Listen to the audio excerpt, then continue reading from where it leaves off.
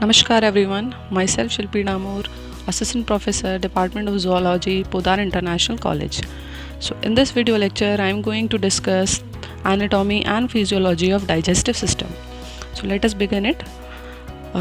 In simple words, whenever we say digestion, we means to prepare food for the use by cell and organs of the body.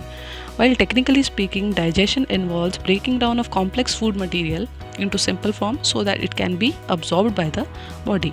These complex food consist of protein, carbohydrate and fat that we take along with food inside the body.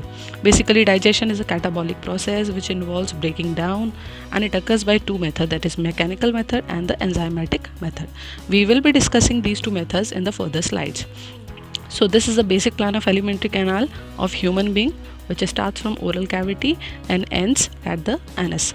This alimentary tract can be studied into two parts. First is alimentary canal organ, which include mouth, esophagus, stomach, small intestine, large intestine, rectum and anus, while the associated glands, salivary glands, liver and pancreas. So the first organ of alimentary canal is mouth, also known as buccal cavity. As you can see in the figure displayed, it is a cavity sort of structure which is surrounded by soft palate, hard palate and cheeks on both the sides. Main function of this part is ingesting of food, which is also known as swallowing, while breaking down of large pieces of food into small one. This breaking down is achieved by again two methods. First one is known as mastication or chewing, and it is achieved mechanically, while second one is enzymatical method, which is achieved by the saliva. In this part of the organ, the food gets mixed with the saliva and is now called as bolus, is passed on to the next part of the alimentary tract known as esophagus. Esophagus is the second part of the alimentary tract, which is basically a muscular tube of length 25 centimeter.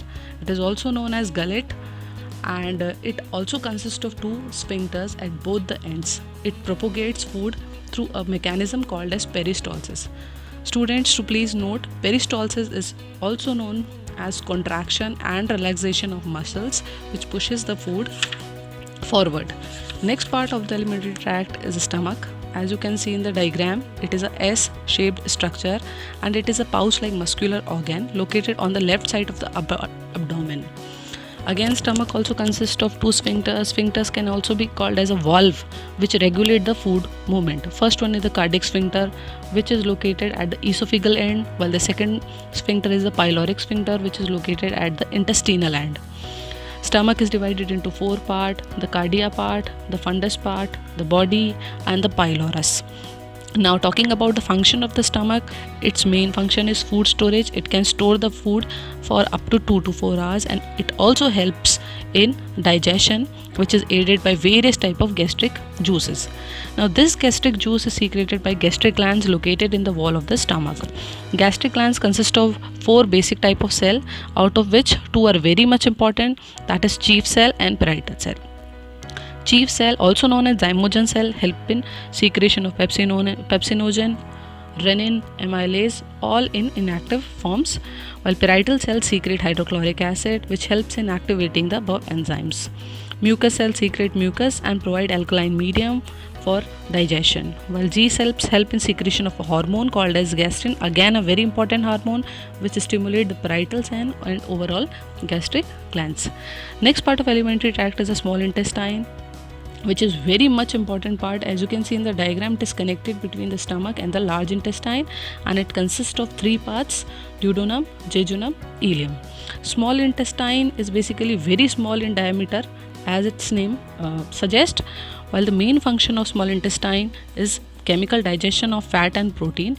As I said, it is very important because maximum digestion occur in this part, and also it helps in absorption of digested food into blood vessels using diffusion or active transport mechanism. And also openings of pancreas and liver occur in this tract. Next organ is large intestine, also known as large bowel or colon. Main function of this intestine is absorption of water. Maximum amount of water is reabsorbed into the body in this part, while it also stores waste material in the form of the fecus. Now, the colon is again divided into 4 parts, as you can see in the diagram. Ascending colon which goes from down to top, the transverse colon, which goes from left to right, while the descending colon from top to bottom, and S-shaped colon, also called as sigmoid colon. Next part, or the last part of this tract, is rectum and anus. Rectum is the last portion where the fecal material is stored, while anus is the opening through which the rectum is opened outside. Elimination of waste from the body is also known as defecation, and it is achieved by the anus. Now that's all for the all organs. Now we can skip on to the associated glands. So first gland what we are going to study is salivary glands. Salivary glands, as you all know, is present in the mouth, and it is a type of exocrine gland. It is exocrine in nature basically. What does exocrine means? It means it secretes saliva in the mouth with the help of a tube. So human beings generally have three pair major salivary glands. First one is parotid glands, second is submandibular gland, third one is sublingual gland. These all three glands are named according to the location in their mouth. As you can see, parotid gland is situated just below your ear, submandibular gland is situated below your jaw, while sublingual gland is situated below your tongue. Main function of salivary glands is to secrete saliva, which further help in digestion of food. As you all know, saliva consists of salivary amylase, which help in digestion of carbohydrate. It also helps in maintenance of oral hygiene, as saliva has some antibacterial potential and it kills bacteria which come along with food into the mouth. It also helps in lubrication and easy passage of food by moistening the food, and it also helps in swallowing and speaking. Second gland which we are going to study is pancreas. Pancreas again is an endocrine as well as exocrine gland.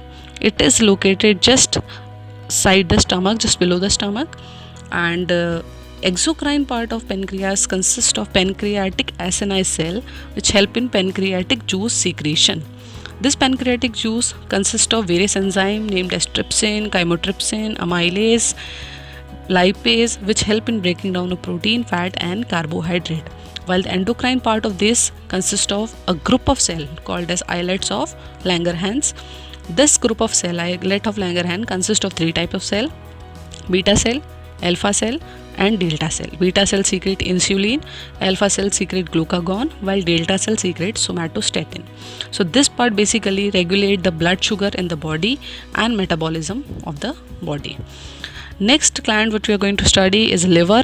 Liver, it is a reddish brown wedge shaped organ only found in vertebrate. It is again a very important gland as it is the heaviest internal organ and largest gland in the human body. The main function of liver is to secrete bile juice which help in emulsification of fat. And what do you mean by emulsification is that it helps in breaking down of fat into small particles. This bile juice which is secreted by liver is stored in gallbladder and is secreted slowly into the small intestine as it is required. Now talking about the gallbladder, as you can see in the diagram, gallbladder is this green colored diagram which helps in storage of bile juice. Liver is also known as graveyard of RBC, as whenever the lifespan of RBC is completed, it gets down to liver and disintegrates there. Liver also produces albumin, which is very abundant protein and is present in the serum. Now as we have talked about all the glands as well all the organs, this is a complete journey of food in the alimentary canal, from food to mouth, mouth to buccal cavity to esophagus through pharynx, while esophagus transmitted to stomach to duodenum, duodenum to small intestine to large intestine to rectum and then to anus, while the bile and pancreas, both the secretions are secreted into duodenum. That's all. So to conclude, this is the journey of food in a digestive tract. Thank you for listening. Stay safe.